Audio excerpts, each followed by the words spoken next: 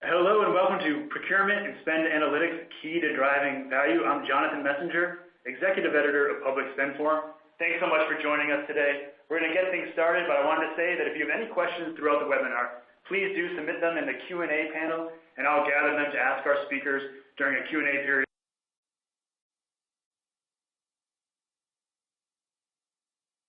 following the presentation. So don't worry if your question is not answered right away. Keep them coming in throughout the webinar, and we'll tackle them after our speakers are done. And speaking of which, we have a lot of great stuff to cover today, so I'm going to hand over the reins to Public Spend Forum founder and chairman, Raj Sharma. Raj, take it away. Thanks, Jonathan. Welcome, everyone, to the Public Spend Forum webinar on Spend Analytics. I am Raj Sharma, the chairman of Public Spend Forum. Today, we're excited to share with you some great insights on Spend Analytics from some of the great speakers we have. We know Spend Analytics is a critical capability for really delivering value through procurement. Before we get into the topic and the presentations, just a few brief words on Public Spend Forum. We founded Public Spend Forum with a clear mission, and our mission is really to create open, efficient, and innovation-driven public sector markets. Given that governments, as we all know, spend almost $2 trillion in the U.S., that's federal, state, and local, to buy goods and services in support of their missions, we can all benefit as citizens if we can improve the way we do procurement. Please join us on publicspendforum.net to stay engaged as we build a global community. So now I'll hand it over to Ash Beatty, Director of Strategy and Research, who will introduce the topic as well as our speakers. Thanks, Raj. Just a couple of words on the topic. I'll just take 1 minute to talk about the topic before we dive in. Why is procurement and spend analytics so important? It is fundamentally the foundation of making good decisions, of understanding your spending, of identifying opportunities, engaging with suppliers and customers in an informed way, and in a way where you have the right set of facts to collaborate and make good decisions. Specifically, the first and most obvious point is the criticality in understanding your spending in terms of what are we spending on, with what suppliers, and who the key internal users are. It's also about identifying opportunities for improvement and addressing key opportunities to drive greater value to support the broader public sector missions of your respective organizations. And we'll see detailed examples of this as we move through the webinar with some of the material that's lined up. It's also about understanding whether or not the spending is taking place the way you had envisioned. If you go through an acquisition or a sourcing process or a procurement effort, whatever you want to call it, the terms vary across the different sectors within the public sector, but fundamentally, you are awarding business to suppliers. And so a question comes up, is the organization actually spending with the right sets of awarded suppliers that were purposefully selected as part of a formal procurement, acquisition, or sourcing process? And so having the right platform from a procurement and spend analytics standpoint enables you to make those decisions, have visibility into those things, and then, of course, take corrective action in engaging your internal customers and stakeholders. So just a few comments about the topic there. I'd like to now introduce two fantastic presenters. First, we'll have Professor Joe Sandor of Michigan State University provide a tee-up of the topic itself. Professor Sandor is the Hoagland Metzler Endowed Professor of Supply Management of the Eli Broad College of Business at Michigan State University. Second, we've got Dan Warren, who's the Vice President of North American Public Sector for Bravo Solution. Dan's going to present some slides on a very robust platform for doing spend analytics. All of the necessary requirements, the capabilities that organizations ideally need to have. And very interestingly, after that, Dan will present two case studies, one from the United States Internal Revenue Service and a second from the government of the United Kingdom. Both of these case studies actually go into spend analytics in action, what the benefits are, and what some of the key outcomes are. So with that introduction, I'd like to turn it over to Professor Sandor. Good afternoon for all you folks in the Eastern time zones. I've spent over 40 years in supply management. First as a practitioner at General Motors, then Schlumberger, then Sara Lee Corporation. I held a academic post at the University of Chicago as an adjunct professor. I then became a consultant to firms like IBM, Hewlett-Packard, John Deere, Harley-Davidson, Delphi, Electrolux, and many others.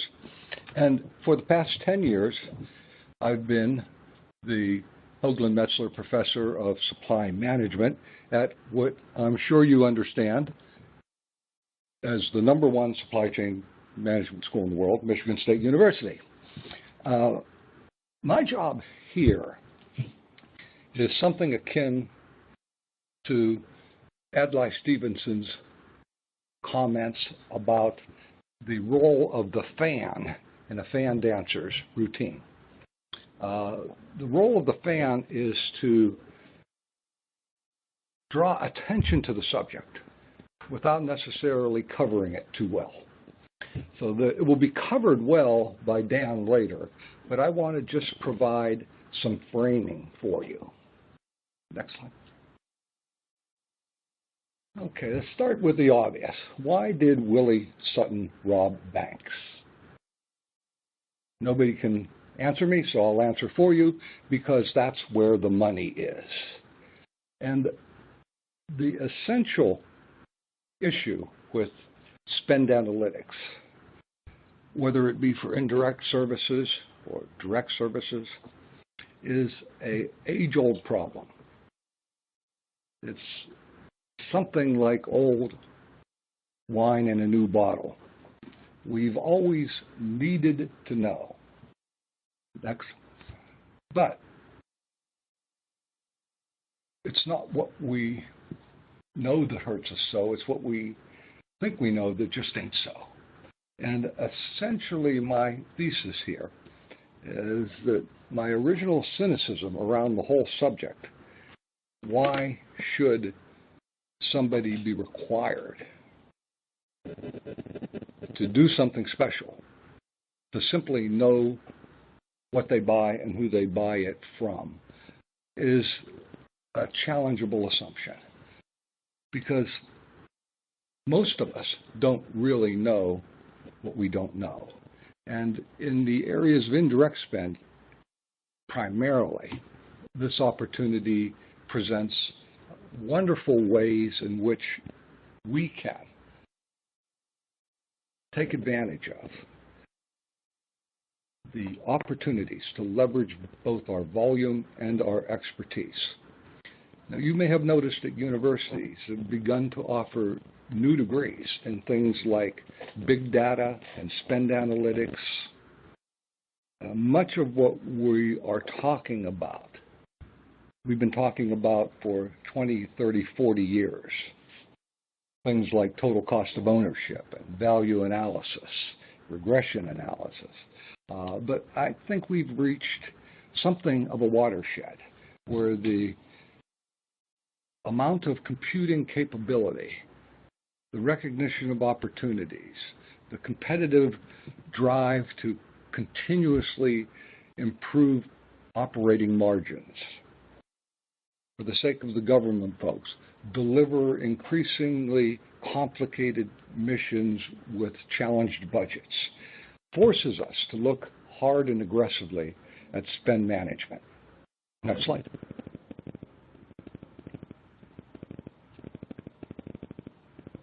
Okay, so quick framing. Let's just start with the opportunity. The fact that there has been little attention to the indirect space suggests that there might be easy savings, or this might just be an area that is unrewarding and a hassle, and we should delegate it. Now, what is being bought from which suppliers, and are we using designated suppliers, is critical.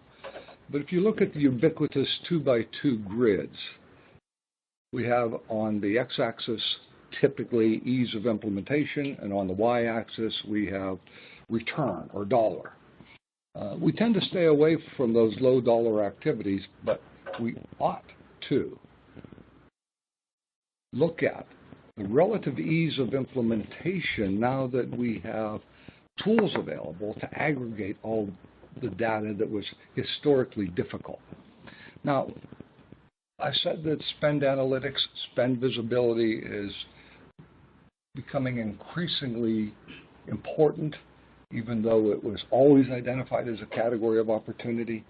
If you go to the ISM website, you'll get over 1,000 hits by entering spend analytics.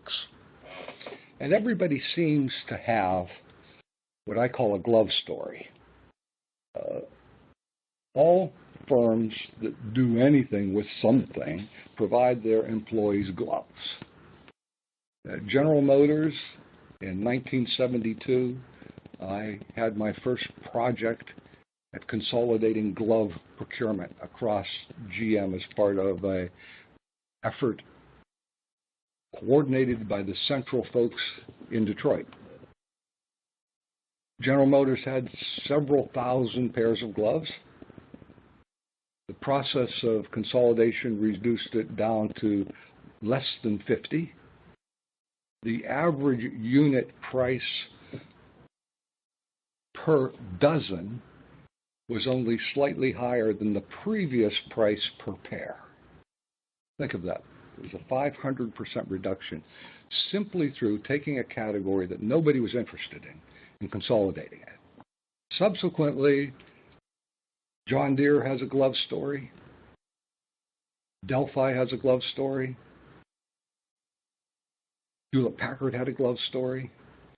When MSU interns are doing projects for companies, they're routinely going into the indirect space and finding opportunities to consolidate, whether it be hardware, chemicals, office supplies, gloves.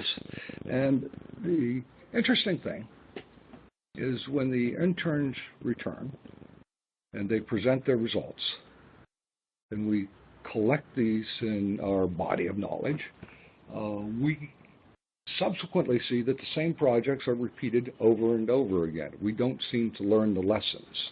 Maverick spending continues. We don't have control. I like the examples of what I call misdemeanor theft. Anybody that's worked in the indirect space, responsible for a crib store or a function that supports operations, notice that there'll be a spike in office supply usage in August, and there'll be a spike in primarily AA and AAA batteries in December. Well, what happens, I think, is pretty obvious. December, we're stealing batteries for our kids' toys, and in August, we're stealing office supplies for our kids' back-to-school package. Just little reminders of what might be out there. Next. So, the long tail matters because the returns we can get, the savings are dramatically in excess of what costs there are to get them. So, next, we have multiple ways to skin this cat. There are homegrown systems like General Motors Packard Inventory Tracking System or Harley-Davidson's Harley Integrated Materials Association. Essentially, these are activities where the firms dedicate their internal resources to understand what they buy, leverage that buy, standardize, involve the users.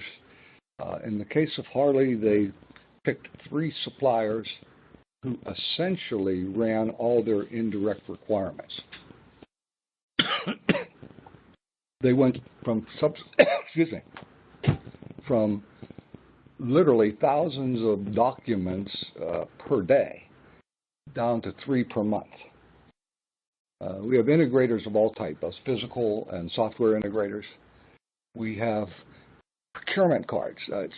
I generally think as I'm unable to manage this category, I'm going to simply delegate it to the users because it's not worth it. I see less of that. We have e-auction specialists. We have people specializing in all sorts of things we do: facilities management, material handling, office supplies, travel, chemicals. The list goes on and on. We have online catalogs of all sorts. And increasingly, we see third-party software and solution providers in this space. Now, before you decide, you have to prioritize. And you prioritize, I'm suggesting, on the basis of this 2x2. How well do I buy something, and how much flexibility is there in that spend category?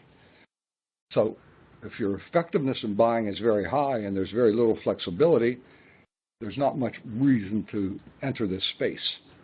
But if you're not buying very well, one, and there's plenty of sourcing opportunity, there's huge savings. And I'm suggesting that in the indirect space, particularly in non-leveraged activities, that the savings ratios are very high.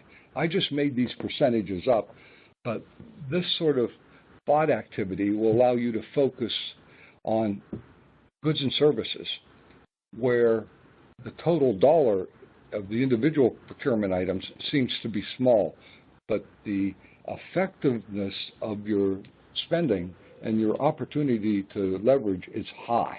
Next. Now, I'm going to depart momentarily from a 2x2 to look at a three-dimensional chart. So you have the spend categories, you have the suppliers, and then obviously you have all your internal users and customers. So the basic reason for the spend analysis is to look at things by common category in ways that identify patterns in the data, regression that allow us to do more detailed analysis to find those opportunities where we can change relatively easily, we can standardize relatively easily, and the savings are fairly high. And this is done by engaging stakeholders in collaborative ways so that we can standardize by identifying common needs and services, determine what the best sourcing mix might be, aligning the metrics of our stakeholders, our suppliers, and our procurement in ways that share risks and rewards and drive continuous improvement.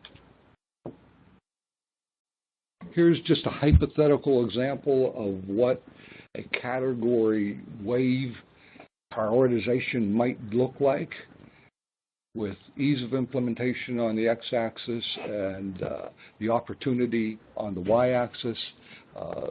Circles are intended to suggest the magnitude by size of spend, and as in all of these type of categorizations, we want to go into the upper right-hand quadrant where a lot of opportunity, fairly easy. But we can't ignore the big ones just because they're difficult. But framing like this can help you use your limited resources to determine where you want to attack and in what order and how to engage your internal audiences. So I'm going to leave you with a question. How does your supply base, how do your internal customers perceive you? Do they see you as a gateway bringing in new ideas and opportunities, genuine cost reductions, or do they see you as a gatekeeper, just someone who procedurally keeps track of compliance issues? And the challenge is to be the gateway. So with that, again, we're going to hold questions to the end. I want to turn it over to Dan, who will go into greater detail and give us some case studies around applications of spend analytics. Joe, thank you so much for the introduction. Professor Sandor, sorry. Hi, everybody. I have just a fraction of the experience that Dr. Sandor brings to the conversation. And having seen you present in person, too, I sure wish there had been a program like the one you're running at Michigan State around back when I was thinking about getting into procurement. I think a lot of folks in my space sort of fell into it accidentally, or at least anecdotally, that's what many of my procurement colleagues had shared with me. And it's great to see that we now have lots of programs, and in particular your program, focused on developing the next wave of procurement resources for the future. Certainly I know not the center of today's conversation, but a key topic in the U.S. government space in particular, and I'm sure similar around the world. So thank you everyone for your time today. Again, Professor Sandor and Ash, great job framing the conversation.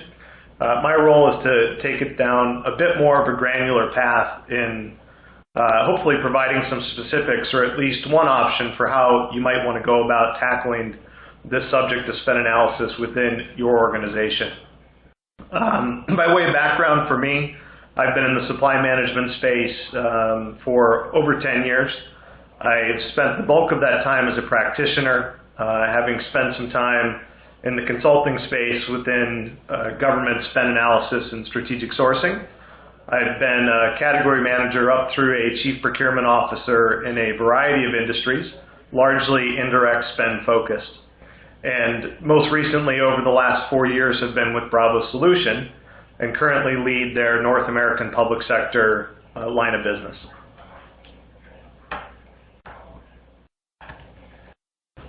So just a real simple agenda for me today. I'm going to spend just a brief moment talking about Bravo Solution, not to talk about my company, but to set the stage really for the topic, and hopefully give you some confidence that we have some good experiences to share.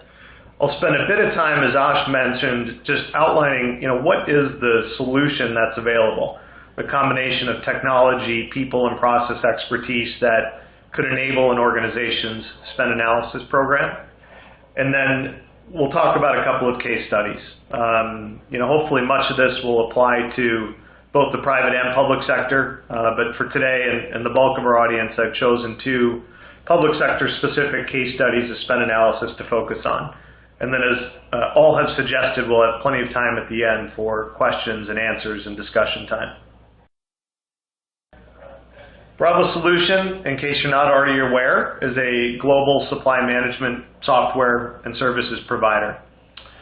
From a technology perspective, we span the entire strategic procurement equation. That means we provide spend analysis, e-sourcing, contract and vendor performance or supplier value management software, and as well as the transactional side of purchase to pay. We're highly rated in the market for these capabilities, but I think even beyond that, our global scale and customer base, and therefore experience with many different industries, types of businesses, public and private, affords us the opportunity to have a fairly informed perspective on the procurement space and on today's topic in particular. In addition to that, we pride ourselves on hiring folks like Professor Sandor and the Public Spend Forum guys and myself that have deep practitioner experience, that know how to use and implement tools like Bravo Solutions and understand the importance of people, practitioners, and process to make those tools run most effectively. So almost any time you hear someone speak about Bravo, I hope these themes come through. While we're first and foremost a technology provider, we believe very much in delivering outcomes for our customers that involve all 3, people, process, and technology. More specific to today's discussion, I wanted to quickly highlight some statistics around our global spend analysis experience. As you can see on the slide, we've done many hundreds of billions of dollars of spend throughput, lots of clients, and continued growth in the space. And as I'm sure any software provider anywhere would share with you, lots of logos, lots of big and interesting logos. And as I mentioned before, 2 of the ones that we're going to cover today sit on there as well. The Government Procurement Service of the United Kingdom, now renamed the Crown Commercial Service, as well as our own IRS here in the United States. Okay, so spend analysis, and much of this framing has been done already, but I think it's important to recap the spend analysis challenge. Here on the slide are a bunch of the reasons why an organization may want to explore a spend analysis solution. And I'd imagine many of these are common in your particular worlds, be it public or private. And in some cases, as Dr. Sandor pointed out, may be reasons why you have not embarked upon spend analysis. In the past, it has seemed historically difficult or an unrewarding hassle to embark on this journey because of all the reasons that are listed on this slide. Inconsistent level of quality of data, certainly a challenge in the federal government in regards to what's required to be contributed to the federal procurement data system versus what happens in reality in your agency or department. Disconnect, as Dr. Sandor also pointed out, between the hard work that you've done to put a contract in place to effective procurement, to work with your stakeholders, to do all the things you need to do to make a decision, but then the compliance is low after you've put in all that good and hard work. Your effort is focused on the upfront piece, and unfortunately not on how do we continue to ensure that compliance to take the most advantage of the hard work that we've done to put a good contract in place. And of course, lots of things dealing with data. Many sources of data housed in multiple disparate systems that don't speak to one another, multiple languages and currencies potentially, all contributing to an overall potential hesitation to embark down this path, or only embark down it on a slow or a stepwise or a spot look at spend data to drive a certain need versus doing it at a more holistic agency-wide or even government-wide level. Being within the public sector space adds some unique challenges. And I have the good fortune of having some customers north of us in Canada. Personally, we deal with a lot of Bravo in the public sector globally. This slide here is really specific to the United States federal space. But in addition to all of the challenges on the last side, there's some unique things that you're being asked to do and be compliant with and be cognizant of as you go about your day-to-day job. Coming from compliance with the FAR and spend diversity, being supportive of, even if not directly involved in, the government-wide category management initiative, being executed by GSA and sponsored and created and supported by OMB. Of course, you still have to spend taxpayer money as wisely as possible and get the most value out of that as possible. And you need to do all that in the context of your day job as well. So additional inherent challenges in being in the government or public sector space, along with the typical spend analysis challenges that everyone, public or private, experiences. So what to do with it? Before I get into the case studies, just a couple more minutes on what is spend analytics? What is the solution? What is the technology that's going to help us down this path? It's fairly simple, right? At the end of the day, it's the ability to make sense of all that data, put it in one spot, clean it, normalize it, dedupify it, and classify it to a structure that allows you to look at it from a procurement view in a centralized place, as opposed to what is a typically siloed financial view of your spending. And the benefits, and Professor Sandor covered many of these as well, that allows you a couple of key things. Primarily visibility, to help understand who and what you're spending with, where, and why, which allows you to identify opportunities to go do better procurement in the future. And secondarily is control and compliance. So as Dr. Sandor mentioned, and I mentioned as well, you may have visibility and you may do great procurement things and put amazing contracts in place. But if nobody comes to use them and spend off of them, and you have no ability to continue to assess that on an ongoing basis, you're leaking the value that you've spent a lot of time and effort creating. Spend analysis allows you to address both of those challenges and deliver benefits on those fronts. I've mentioned people and process are equally important to any spend analytics solution, but how does the technology component actually work? Very quickly, I wanted to cover that, as there's a lot that happens behind the scenes before data is ultimately presented to you in a business intelligence reporting and analytics type platform that you can then go do something with. It starts with the raw data and the solution's ability to accept in data in any format from any type of source system, an ERP or other financial system, travel and expense systems, procurement card systems, from vendors, from Excel or Access databases on your desktop. Any and all raw data needs to be brought into a system using a sophisticated set of extract management and process management capabilities to bring the data in. The very first step the solution then does is it begins to transform that data, to eliminate duplicates, to cleanse and normalize supplier names, and map parent-child relationships so that you're starting to gain a better and more consistent view of your spend. The next thing that happens is categorizing that spend against a category tree that makes sense for your business, your agency, your department. And we'll talk about an example of that with the IRS. Typically, these trees start in an internationally accepted standard, like the UNSPSC tree, but in almost 99% of the cases, they don't end there. We tweak and twist and add best practice industry experience to arrive at a hybrid category tree that makes the most sense for your organization, that makes the most sense for your procurement team to be able to look at and understand the spend, to be able to plan good procurement things on the outset. Another important and critical piece of any spend analysis solution is its ability to enrich the data. This typically involves adding additional data elements from other third-party sources or other internal sources you may have to add some additional intelligence to the raw vendor spend data. Things like adding Dun & Bradstreet information, financial risk information. If you have currency indices or geopolitical risk indices that you may have access to. Sources of information like that, supplier diversity is an important one within the public sector space. Certainly green initiatives. Lots of different bits of data that you would like to also add to provide a more complete picture beyond just dollars and cents of your potential spending relationship and spend map with the supplier.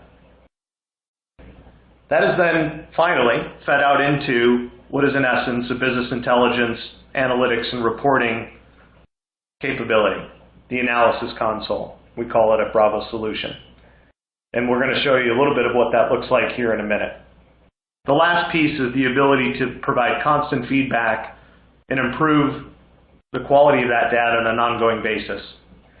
Everyone buys new things, names of things get changed, supplier names change, new suppliers get added.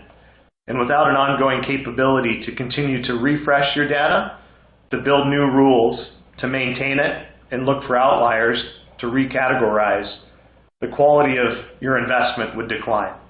So the feedback loop and the ability to continue to keep that data classified highly accurately along the way that you need to look at it in your organization is the final critical component of any spend analysis technology.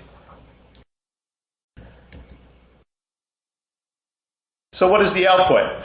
Here's a couple of sample outputs from a sample spend analysis analytics console. And I think you can even begin to see at a very high level some of the value that you can drive right off the bat. You can quickly understand in a dashboard type way spend by category. Where is my spend globally distributed? How fragmented is my supply base? Where are my strategic suppliers and how much am I spending on there? And how is the spending distributed across my business or department or agency? Following on Dr. Sandor's chart, mapping your spend from an opportunity assessment standpoint and identifying sizes of categories, size of opportunity, your ability to get at that opportunity and be efficient about addressing it and creating good contracts and spending the taxpayers' money most wisely. We also at Bravo like to add that to a Cray-like map that in essence allows you to pin a tool or technique to that spend as well. So is it something that's best addressed through a procurement card or a purchase to pay or transactional catalog or spot buy tool? Is it an area of spend that lends itself best to a strategic sourcing, RFP, or auction approach? Is it something that's a bottleneck piece of spend? There's not a large source of supply, or there's inherent risk that doesn't allow you to easily switch out suppliers, and therefore requires more of a supplier value management or performance and contract management type approach? Or do you have to take a look at potentially leveraging an optimization-based or outside-of-the-box strategic approach to address an area of spend that doesn't lend itself well to many of the traditional approaches I just mentioned? So I'm hoping that everyone is seeing, after going through that spend analysis exercise, that there's a maturity curve all organizations go through. And although I've phased it out here, phase 1, 2, and 3, I think it's important to note that most organizations start at many different points along this spectrum, depending on what the most current pain point or need is, or some may even start at phase 0. Give me just a basic understanding of who and what I'm spending with so that I can plan the next 6 months of activity for my team. All the way up to some of the most mature private sector organizations, several of which I'm sure Professor Sandor led, where you're using spend analysis well beyond the typical use case of opportunity and compliance and doing things like directly linking and improving an organization's cash flow and looking at purchase price variance and how do you eliminate that over time. Again, those are typically private sector, direct materials type value drivers for the use of a spend analysis solution. Within government, many of the things I imagine all of you are looking to do fall in phase 0, 1, and 2. But nevertheless, the ability to perform a spend analysis, get some initial insight, and then be able to start to map that spend to opportunity and how you're going to go take advantage of that opportunity are at the core of any spend analysis solution.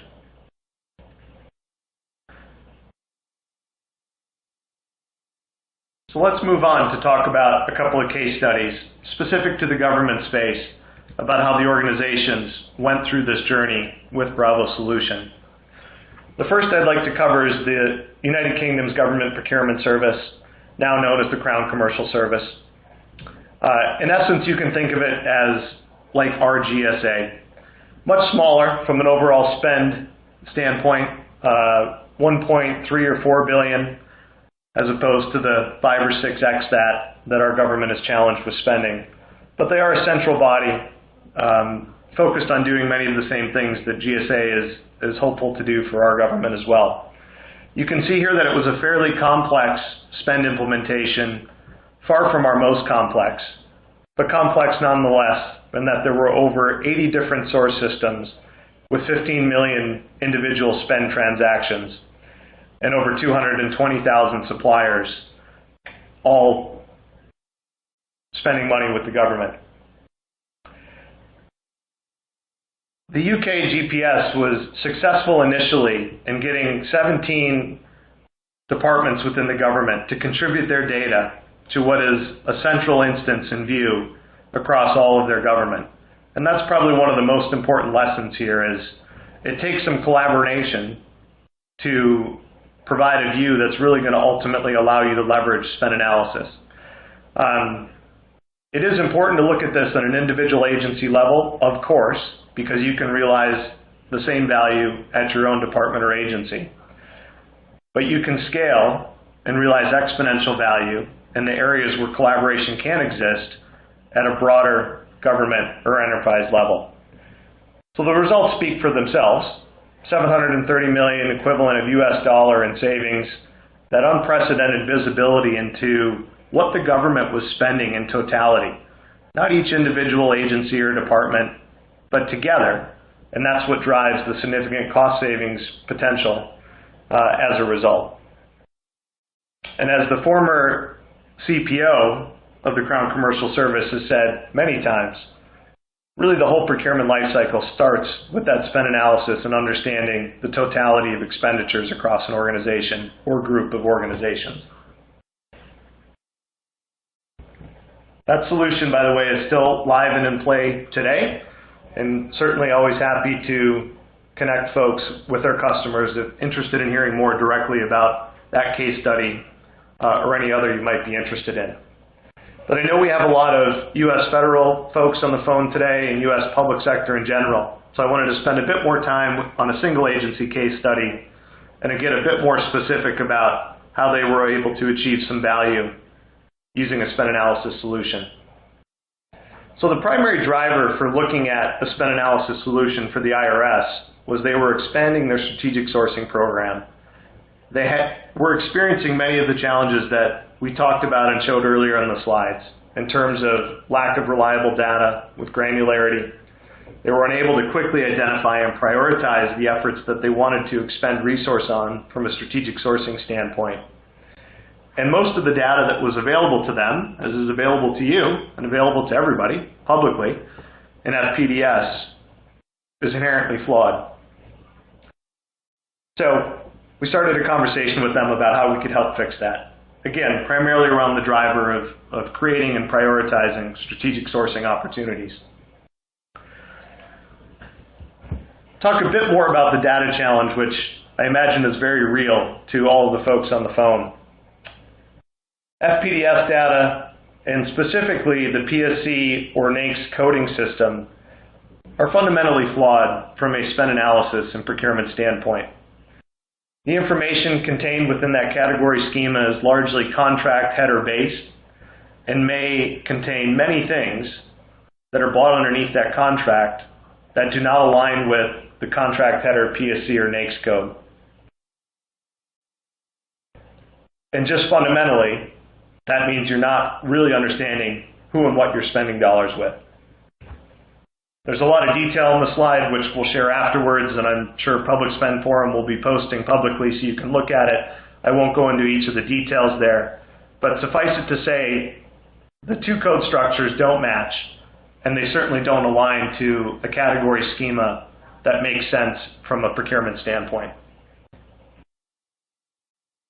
So the first thing we did was create a category tree, knowing we were going to start to intake the data, to transform it, and have to be able to categorize it against something that was more useful to drive their strategic sourcing program. The first step, before we even started that, was to create the category tree that we wanted to be able to categorize the data against.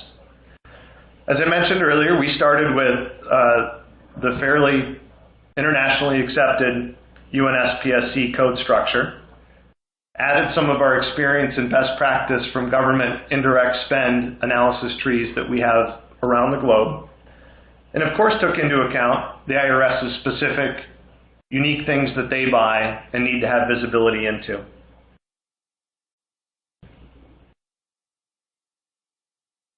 Here are a couple examples of once we did that, how it starts to map over a 4-level spend category tree versus the very flat and incorrectly categorized PSC or NAICS type view with an FPDS. Pretty simple example. Office solutions, subcategories of document storage, office machines, office supplies, post and courier. But then once you get into levels 3 and 4, and you can go deeper than that should you care to, you start to really add some granularity from a sourcing, strategic sourcing, or category management perspective of something that could be sourced independently or potentially combined with other categories. But it's nearly impossible to just source office solutions. Lots of different vendors that may or may not provide all of the different things, subcategories of spend and goods and services below that, are participating in a bid that they may only have a sliver or be able to contribute a tiny portion of it. But when you're able to have this view and make intelligent decisions about what categories make sense to go one another, where the large buckets of opportunity lie, where your opportunities of collaboration with like agencies across the government may lie, you don't have that unless you get to at least this granular of a view. And here's another quick example as well of professional services. Same message. And I think you can see here in the level 4 node, even more granularity and lots of different types of people and vendors, single shingle places, all providing services within that level 4. Impossible to source professional services as a single category.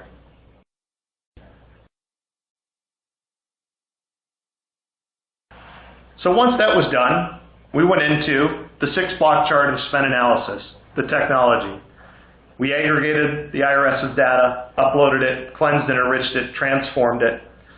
We brought in data from their accounts payable system, the obligations and receipts, FPDS, SAM from a supplier diversity standpoint, as well as USA spending, more publicly available data, and procurement cards. So in a much longer and deeper conversation, I can explain how and why we do that, but generally the guiding theory is as much data as we can take in, the better, and we will piece together based on starting with the most granularly available data down to the least, or the supplier or contract header level only, and matrix that together to arrive at a centralized view of spend that's as intelligent as possible. We cleansed and normalized that data and categorize it according to the tree that we just spoke about that we created. An interesting note on the bottom is there is a lot of upfront effort to do this the first time, but as you're doing it, you're building a rule database unique to your organization in addition to Bravo Solutions, proprietary knowledge bases, and algorithms that allow you to repeat the process in an automated fashion very rapidly on an ongoing basis.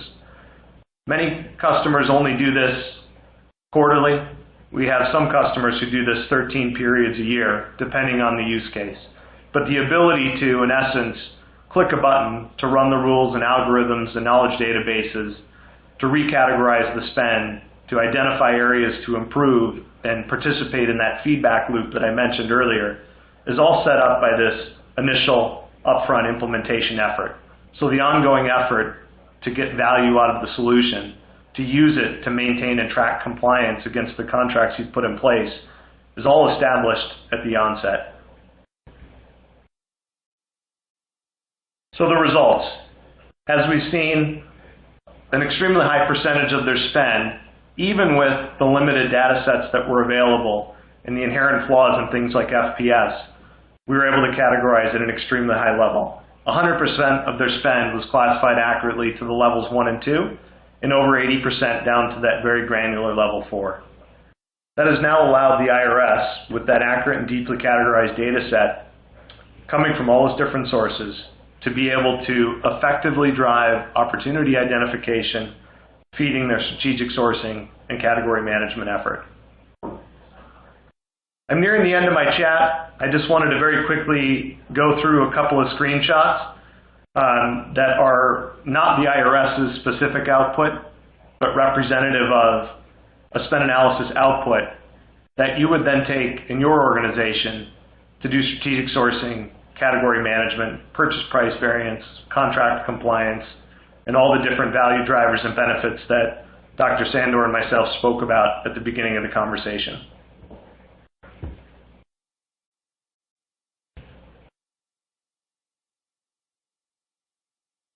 Here's an example of just a dashboard, what a user might, when they log in, see for the first time.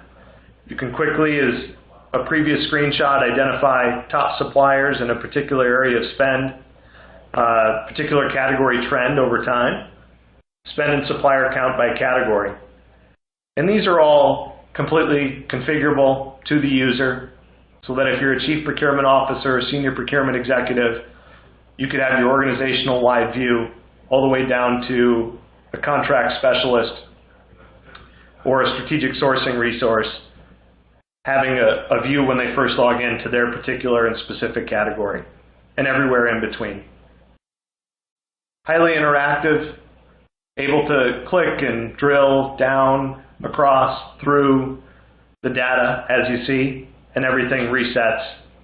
Save bookmarks, save and publish, lots of features as you would expect from a solution of this type from any one of the views that follow. Here's a good example of a demand aggregation view. In essence, where and who am I spending my money with? Are my business units or agencies or departments within my agency buying off of the contracts that we've gone out and established? How compliant are they to spending with those contracts? So at a very quick glance, able to rapidly identify where there potentially is an area of concern, and you might want to make a phone call, or you might want to plan your next procurement opportunity around something that you find.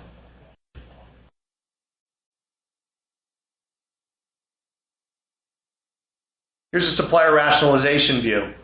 Probably not the best term to use for a government audience, but in essence, how fragmented is my supply base? Where might there be opportunities to look for leveraging more spend with a fewer set of suppliers?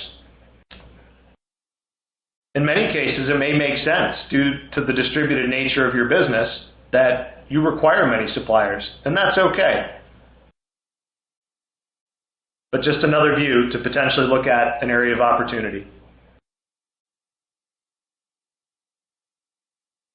Contract compliance view, a critical one as we've spoken about. It's not all about creating the cost savings in the government. In many cases, it's about spending what you have in your budget and doing so effectively and wisely to put the best possible contracts in place. We all get that in the public sector space. But then it becomes even more critical, once you've done that, to ensure that those contracts are being used.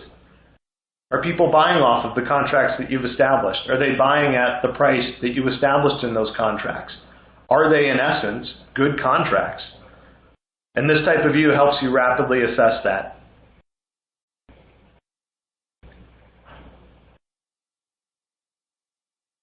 Payment terms. I'm just going to click through these because I know we want time for questions. So payment term rationalization view, and I think I might have, we can track cost savings and cost savings opportunities against particular categories, procurement efforts, category management efforts.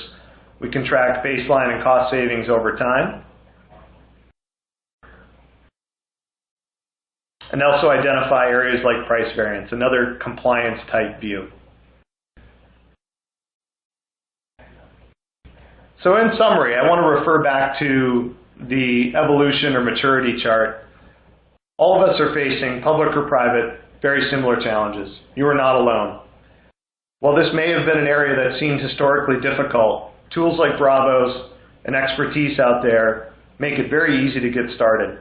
Simple spend analytics, just a simple one-time spend snapshot that goes beyond what FPDS can provide you, is a great place to start. It's very easy and can deliver very short real-time value.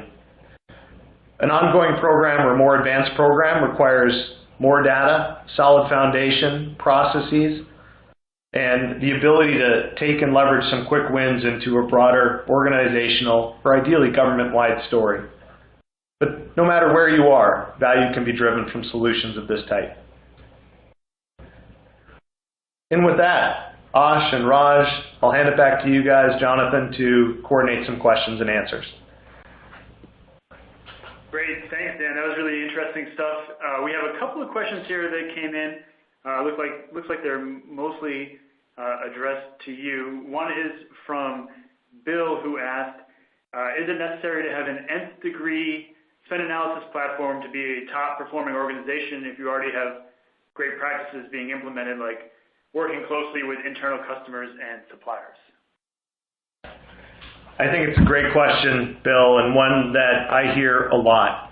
And I certainly hope I didn't come across as judgmental in any way. I do, from my experience in the U.S. federal space in particular, believe almost every organization is doing some form of spend analysis and trying to do the best they can to create visibility with the data available to go out and make good decisions. So I think the short answer to your question is no. I think it's great that folks understand the importance of this topic and are out making their best efforts as part of their overall procurement initiatives. So certainly no is the short answer to your question. Longer answer is my experience has also been, and Bravos globally, that the more consistent of a program you get in and put in place, and again, it requires technology, people, process, your entire agency or department, and then collaborating with others into a solution, you're able to uncover even more value. And it's, as Joe pointed out, sorry, Professor Sandor, I keep referring to you not as professionally as I should, more value can be found, right? The reward far outweighs the cost was the quote that Dr. Sandor shared with us. We also had, I guess it's more of a comment than a question, come in from Robert. He said that slide 25, monetizing value, can be a challenge with some folks. I don't know if you want to speak to that challenge or how spend analysis can address that challenge. Yeah, it's a bit of a difficult one to some degree in the U.S. public sector, in that we have a massive federal deficit, and everyone understands the need to be efficient with taxpayer money. But yet the specific terms like creating cost savings and rationalizing suppliers or return on investment are things that, at least in my experience and opinion, seem to be less than favored ways to talk about the outcome of good spend analysis and procurement. but they are realities. I think if I put my private sector hat on, there's an easy ROI and return on investment to justify solutions like this. You're able to identify opportunities that you weren't able to before, take action, and drive a cost saving that far outweighs the cost of the investment in creating a spend analysis tool. I think it's a fundamentally different challenge within the government. And that's why I tried to spend a good amount of time on things like contract compliance and visibility and transparency and being able to enrich your data with supplier diversity or other political, socioeconomic bits of information that, in our experience, are better ways to justify the investment or equally important ways, I guess I should say, to justify the investment in a spend analysis solution. Those are very real drivers for government and public sector entities that spend analysis can also deliver. And oh, by the way, you still get your cost savings. You just don't have to talk about it. Great. We got a question from Sarah here. She asked, how does a spend analysis tool help with engaging internal customers and suppliers? That is a fantastic question, Sarah. It is, at its core, a fact-based visibility tool. So the risk you run is potentially pointing out that a particular area or set of persons may not have done their job as effectively as they potentially could have in the past. Obviously, you never do that. But the flip side of that coin is, when done collaboratively and done with the spirit of, we all know we have tough targets to hit, metrics that we're going to be held accountable for, and we need to be creative about working together to how we deliver on those set of metrics, a fact-based, data-driven tool like spend analysis, in our experience, is the best way to have that conversation. Because you can walk into a room and say, thank you for contributing your data. Here's what we've done with it. Here's the output. And I think you're going to find that the insight that that drives opens everyone's eyes. And it very quickly, if it even was at the start, ceases to be a conversation about what you've done wrong in the past or why didn't you do this or that to, holy cow, look at this set of opportunities that this exercise has placed before us. Let's talk about how we can work together to go achieve some of the value here that's been uncovered. Great. We have one last question, and we have 2 minutes left. This is going to be the lightning round here for you, Dan. This one is from Mike. How long does it take to integrate all the different data in a public sector environment like the UK or IRS to get to having all the data in one place to do that rigorous analysis? A typical deployment, private or public sector, is 8 to 12 weeks. Often shorter, but go with 12 for public sector. Okay, great. Those are all the questions that we have. That was a good lightning round response, Dan. Thanks so much to our speakers, to Dan and Professor Sandor, for joining us and sharing their insights with us. Thanks to everybody who joined us on the webinar and watched the presentation. We'll be in touch to share the webinar's archive with you. And please join us at publicspendforum.net as we work to create an open, efficient, and innovation-driven public sector market. And if you want to get in touch with any of our presenters today, you'll see there's the speaker bio on your console there, and you can click through and you can find them on LinkedIn, on Twitter, and that sort of thing. So feel free to reach out if you have any further questions. Thanks again so much, and we'll be back in touch with another webinar soon. Take care.